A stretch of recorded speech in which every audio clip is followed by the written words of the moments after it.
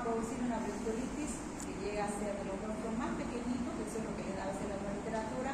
Nosotros lo vamos a englobar con una bronquitis crónica ambas, el enfisema pulmonar, y también les puede dar una resistencia en los vasos sanguíneos. Cuando hay una resistencia en los vasos sanguíneos por la alteración en la salida de células proinflamatorias, también hay engrosamiento de las paredes vasculares, y esto les lleva a que no haya una perfusión suficiente y adecuada. Entonces la sangre, en vez de circular, hace una presión, produce una hipertensión pulmonar. La sangre pasa más lentito por el pulmón, ¿no? En un minuto tiene que pasar, ¿cuántas veces? 60 veces o 100 veces en cada latido. Cada bombeo, ¿no? Cada bocarga tiene que llegar al pulmón. Pero si hay una resistencia y el diámetro vascular, en este caso sería la arteria pulmonar, está adelgazada, está estrechada, la sangre va a pasar con mayor lentitud, va a haber un reflujo donde se va a retener, qué cavidad va a empezar a engrosarse según ese trayecto de perfusión, va a ser la cavidad ventricular derecha, ¿cierto? Entonces a eso se le llama por pulmonal, por causa pulmonar, insuficiencia cardíaca por causa pulmonar. ¿Listo? Hay un engrosamiento. Por eso es que dentro de los exámenes de rutina, como adicional, ¿no?, se llega a pedir un electrocardiograma donde vamos a ver alteración del ventrículo derecho. Continuando entonces, el enfisema pulmonar tiene sus características. Las más frecuentes son la centroacinar o la centrolobulillar, el panacinar o el panlobulillar, ¿no? Bronquiolos respiratorios, mayormente fumadores, se localiza en la parte superior, los centroacinares. En cambio, los panacinares se localizan sobre todo en el lóbulo inferior. Todo esto le da una obstrucción al flujo aéreo, insuficiencia respiratoria. El pasaje de aire que va a pasar por estas vías respiratorias, entonces, le hace insuficiente. Si es insuficiente para la demanda metabólica respiratoria que uno tiene, entonces va a haber una presión de oxígeno disminuida. En la gasometría nos va a dar como una hipoxemia, ¿no? Entonces hay limitación al flujo aéreo que está producido por una mezcla de enfermedad de las pequeñas vías respiratorias y destrucción del parénquima enfisematoso. La inflamación crónica produce cambios estructurales, estrechamiento de las pequeñas vías aéreas. Ahora, la destrucción, les dice, del parénquima pulmonar conduce a la ruptura de la unión entre alveolos y las pequeñas vías aéreas y la disminución de la retracción elástica del pulmón. Aquí también hemos mencionado en relación al enfisema que hay un aumento de lo que es el espacio muerto por la ruptura de las paredes alveolares, ¿no? Esos cambios afectan la capacidad de las vías aéreas para permanecer abiertas durante la inspiración y mayormente busca un bronquiolo donde desembocar. Y eso es lo que nosotros vamos a ver como bullas en las radiografías. Bien amerita un proceso quirúrgico, o si es pequeña, tratamiento conservador. Manifestaciones clínicas. Disnea, tos productiva, producción de esputo, ¿no? La disnea progresiva, empeora con el ejercicio, es persistente. Tos crónica, puede ser inmediata, puede no ser productiva, hay sibilancias recurrentes. Producción de esputo, cualquier patrón de producción crónica de esputo puede ser indicado como el COVID. Infecciones a repetición, ¿no? Ahí hay que ver los factores genéticos, pueda que tenga alguna deficiencia de lo que son la tripsina, o pacientes que tienen antecedentes como factor predisponente, ¿no? Antecedentes alérgicos, hay que ver lo que se quiere ama, tabaco, cocinar a leña, ocupación, ¿qué ocupación llega a tener? Entonces eso nosotros ya vamos plasmando en una historia clínica. Por eso siempre se pregunta, ¿no? Y ocupación, edad, ocupación, domicilio dentro de lo que es la afiliación. Manifestaciones clínicas. Hemos hablado que el enfisema mayormente son pacientes delgados, donde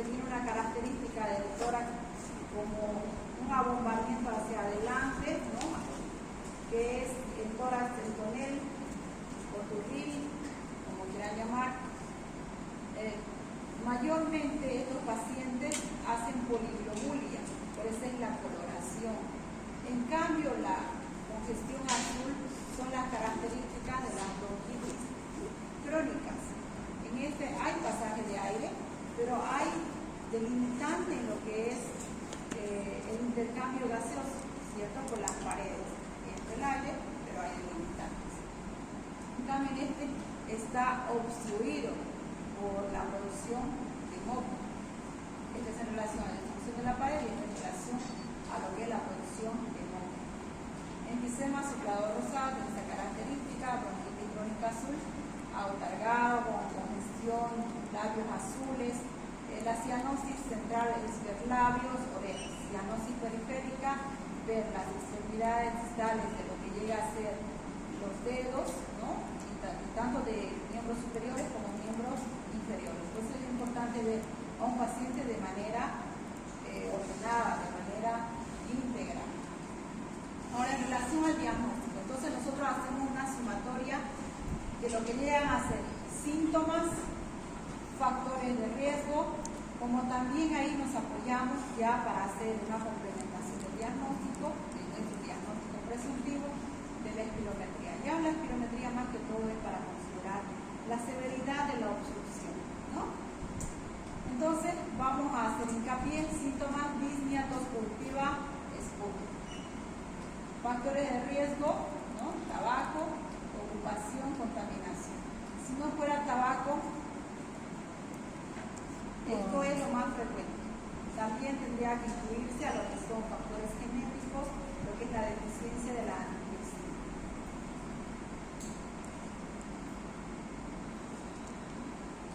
Diagnóstico diferencial. ¿Qué enfermedades se comportan o son similares, no igual? Igual quiere decir que tiene todas las características, el 100% de características, ¿no? A ambos lados.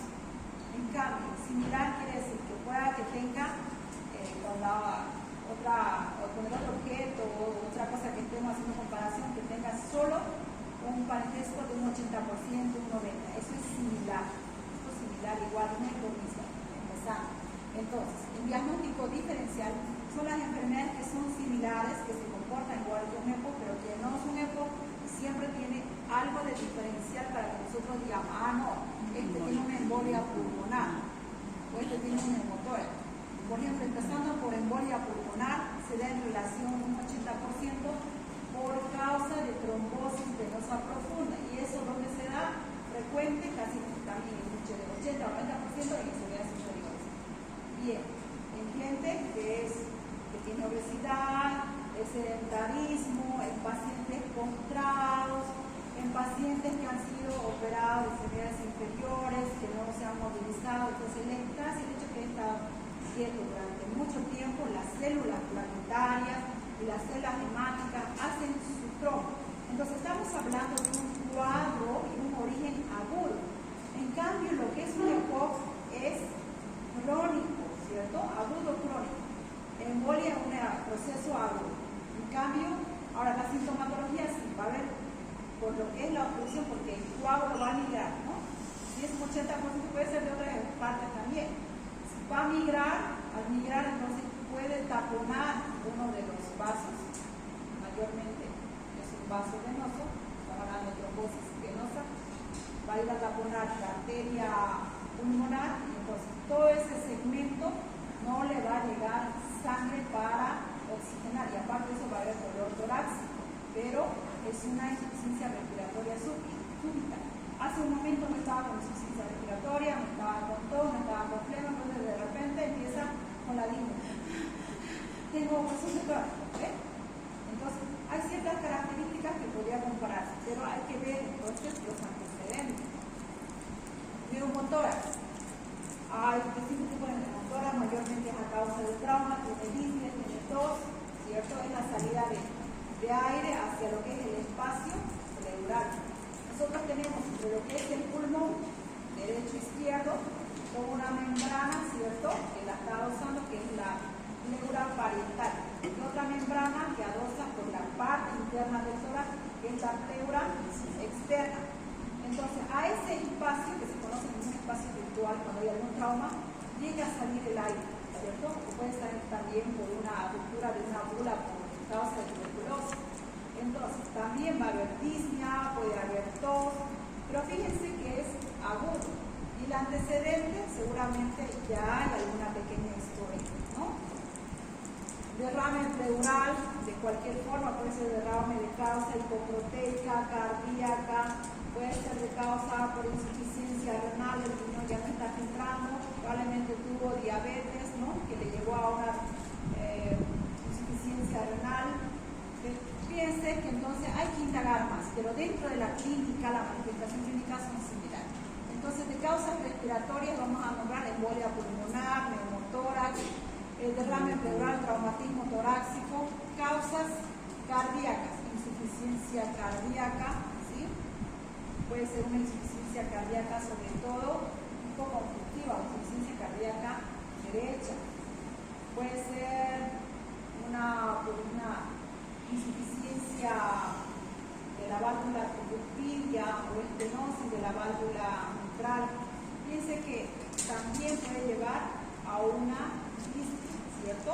Y si es derecha, el pulmón se va a empezar a congestionar, va a empezar a tener dificultad respiratoria, insuficiencia respiratoria, arritmias cardíacas, cardiopatía isquémica, ansiedad, obstrucción de las vías aéreas superiores. Ansiedad puede ser fisiológica, patológica, ¿no? Estrés emocional, hay varias más. Diagnóstico diferencial de POC y asma. Hemos hablado que el asma es un factor predisponente para que pueda desarrollar un POC. Entonces, ¿cuáles son las diferencias? Que en el asma se puede dar a cualquier edad. Hemos hablado que sí, hay una afinidad por la gente que esté en una edad menor, ¿no? Fíjense que mayormente coge después de los 40 años. Tabaquismo es indiferente, mayormente no hay ese antecedente. En cambio aquí lo practica siempre, le dicen, ¿no? Entre los antecedentes. Enfermedades asociadas, uveitis, conjuntivitis, dermatitis, ¿no? Las ronchas que le aparecen, las placas que le aparecen, la dermatitis, las urticarias, o le picó la abeja y hizo un edema de glotis, o hizo una reacción cutánea bastante exagerada, o tiene alergia al maní. Ustedes saben que hay sustancias alergénicas y también sustancias estimulantes, puede que haya una sustancia alergénica. Hay ya considerado, por ejemplo, el huevo. Por eso es que no se inicia en personas de edad menores de 3, menores de 2 años todavía el huevo, ¿cierto? Peor en gente que está en edad lactante, porque es altamente alergénico. Después el maní, por ejemplo, ¿no? Aún no es la cantidad, a veces simplemente es la sustancia. Entonces ya hay estos antecedentes. Antecedentes familiares, el abuelo tuvo, la mamá tuvo, siempre hay algo. En cambio acá no hay antecedentes. El enfisema, no porque el abuelo haya tenido el antecedente de tener, de no haber fumado, de no haber usado tabaco, no quiere decir que el nieto mantenga, o inverso. No quiere decir que si el abuelo tuvo costumbres de usar cigarrillo, de fumar, antecedentes, no quiere decir, ¿cierto?, en este lado, que también viene. En cambio, aquí no pues, muy variable, es variable, ¿no? No tiene nada que ver el antecedente familiar. Eso no se hereda. Las ciertas costumbres no se heredan. Variabilidad de los síntomas, sí. Tos, ¿no? Opresión torácica, puede variar acá, no es variable. Reversibilidad de obstrucción es bastante significativa, habitualmente no significativa. Con broncodilatadores vamos a poder revertir, con corticoides vamos a llegar a revertir. En cambio, en esto solo podemos mejorar, pero no lo vamos a revertir.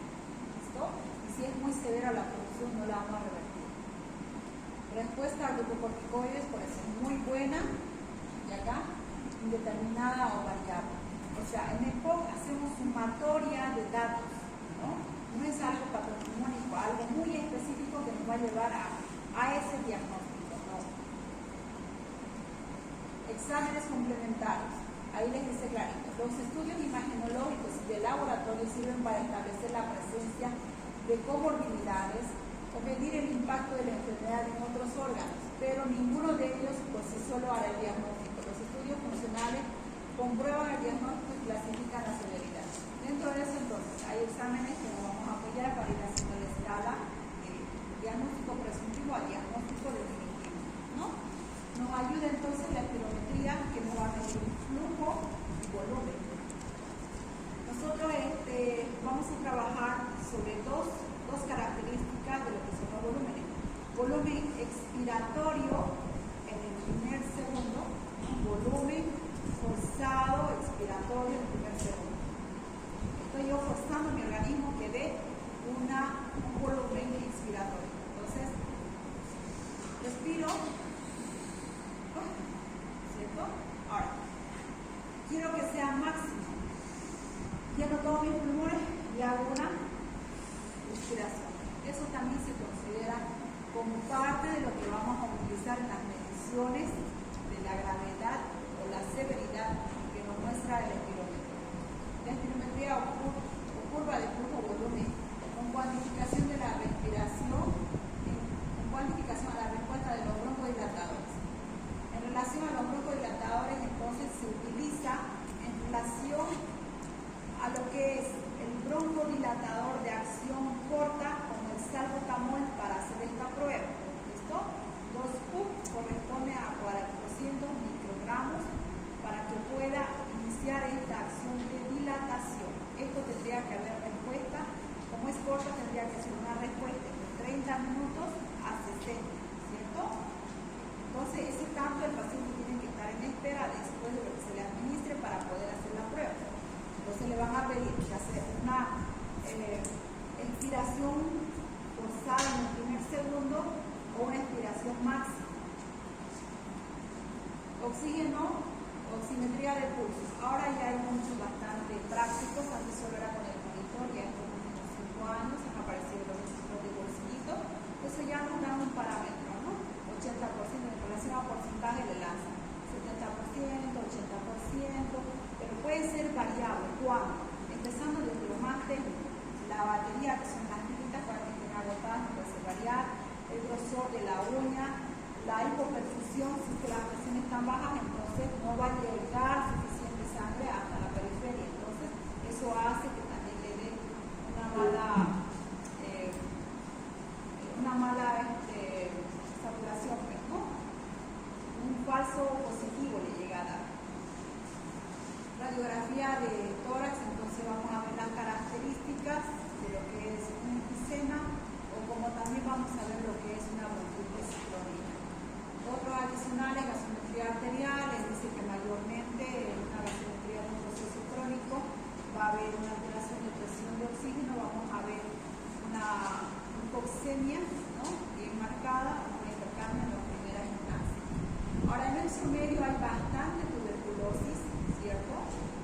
Todavía nosotros, pese a tener tratamiento gratuito, tener los programas, tenemos todavía tuberculosis. Entonces, como diagnóstico diferencial, necesitamos hacer entonces las baciloscopías, pero estos ya son adicionales, para ver si tiene el bacilo de Koch, ¿no? El Mycobacterium, que es un bacilo de Koch por la gente que descubrió.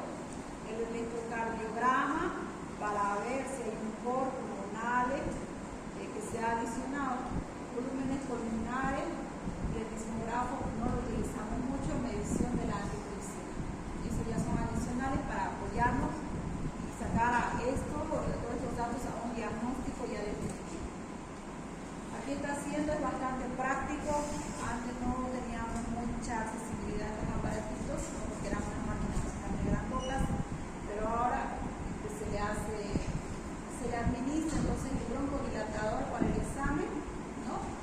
Si es que es de causa netamente inflamatoria y ver cuánto de inflamación tiene, qué respuesta tiene, entonces va a expirar a esta maquinita y aquí le lanza ya los porcentajes. ¿Sí? Es bastante práctico. Aquí tenemos una bronquitis y ese valor lo tendría que estar implícito en la imagen. Generalidad de la espirometría. Puede medir volúmenes pulmonares en forma lenta o forzada. Entonces nosotros nos basamos en lo que es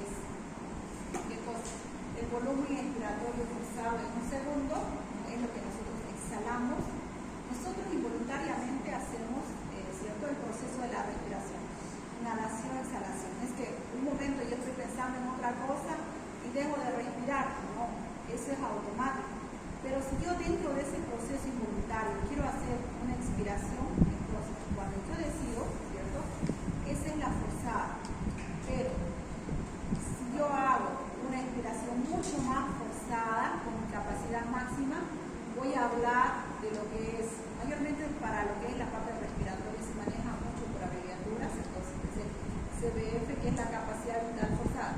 Es la cantidad de aire exhalada con un esfuerzo máximo después de una inhalación máxima. Nosotros no inhalamos ahorita de manera máxima. Ahora voy a exhalar. Todo lo que mando pues al kilómetro, eso es lo que me va a medir la maquinita. Entre lo que es mi máximo o lo que es lo normal de mi expiración, entonces voy a hacer una relación porcentual entre ambos parámetros, ¿no? Su valor normal oscila entre 70 y 85. Su disminución, entonces, sinónimo patológico de obstrucción. ¿Listo? Hay distintos parámetros para medir lo que es la gravedad. Hay diferentes sociedades. Nosotros nos manejamos más, que es la que vamos a ver, sobre todo en relación a GOL, que se clasifica entre leve, moderado, severo, ¿ya? Le dice mayor 80 igual o mayor 80% en relación a ese volumen y flujo que acabamos de hablar en relación a la expiración forzada y a la expiración forzada máxima. Entonces, en relación a eso, lo que le llegue a lanzar el espirómetro, el 80%, es un EPOC leve. De 79 a 30% les está hablando de una severidad, ¿no?, moderada. Menos de un 30%, entonces les habla de un EPOC severo.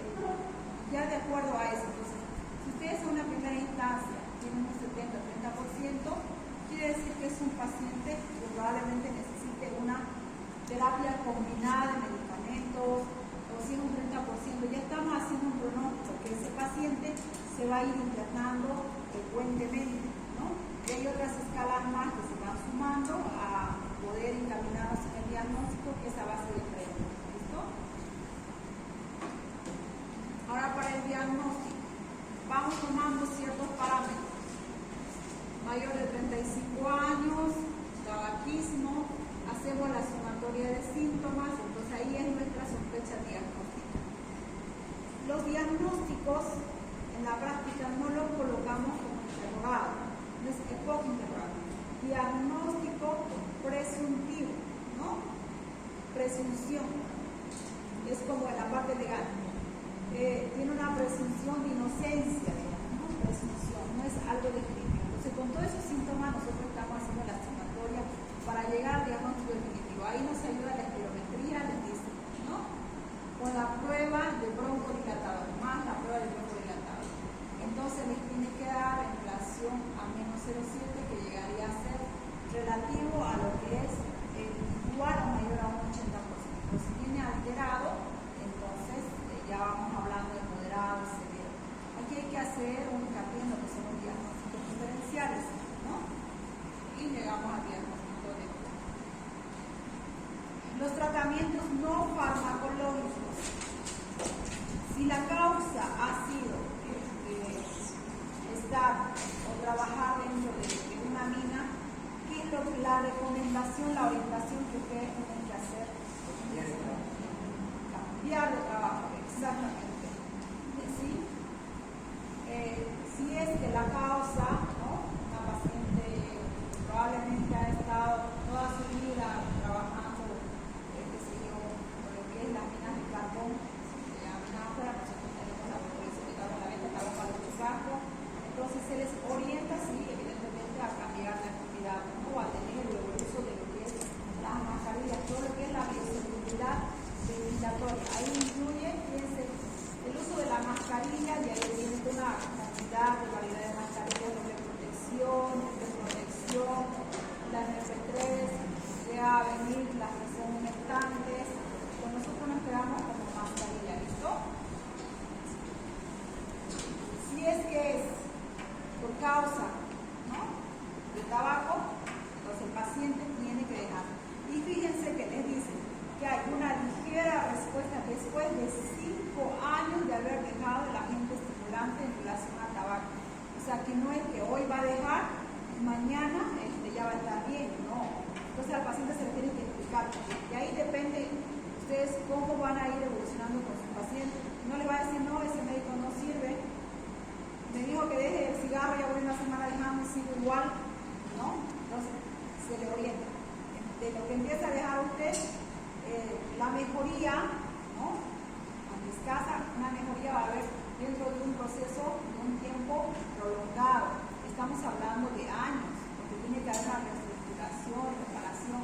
Y en estos casos no llega a ser reversible, pero llega a mejorar porque ya todo ese contaminante, todo ese agente ha llegado a inhibirse. Actividad física, hay lo que se llama las actividades ventilatorias, ¿cierto? En relación a eso, por ejemplo, uno de los más fuertes de los deportes está la natación, donde hay insuflación, ejercicio pulmonar, el ejercicio de los músculos respiratorios, pero también incluye ahí menos uso de músculos respiratorios, pero también incluyendo cualquier actividad física. Nutrición adecuada, tener buen peso no es sinónimo de estar bien nutridos, ¿ya? Entonces, nosotros vamos agarrando en la medicina muchas áreas con el paciente, no solo es la parte patológica, tenemos que complementarnos con muchas áreas dentro de esa nutrición, porque le va a decir también qué voy a comer, ¿no? Y usted tiene que orientarle cuál es la dieta adecuada. Entonces, dentro de las dietas tienen que ser las no alergénicas, las de fácil dilución, que no hagan mucho esfuerzo respiratorio, ¿cierto? Que sean blandas, que no se estriñan. ¿Qué tiene que ver con eso? Porque va a ser un esfuerzo respiratorio, ¿no? Se puede producir una broncoconstricción, más ya su patología de base, entonces puede inducir una infección respiratoria, que camine de manera lenta. Todas esas orientaciones que ustedes están dentro de la parte del tratamiento. Vacunas es importante. Estamos en la época todavía de la influenza, hemos parado la semana pasada con la influenza. El COVID no ha desaparecido de nuestro medio, nosotros seguimos con COVID y ahora ya nadie usa mascarilla, nadie se queda en su casa, pero seguimos con el COVID. Entonces, de alguna manera, con las vacunas, con el cuidado, hemos ganado inmunidad, que eso es bueno. ¿Alguna persona de 1 millón ha hecho algún efecto adverso? Sí, ¿no? Como cualquier otro medicamento. Pero no sabemos quién es esa persona 1 de millón.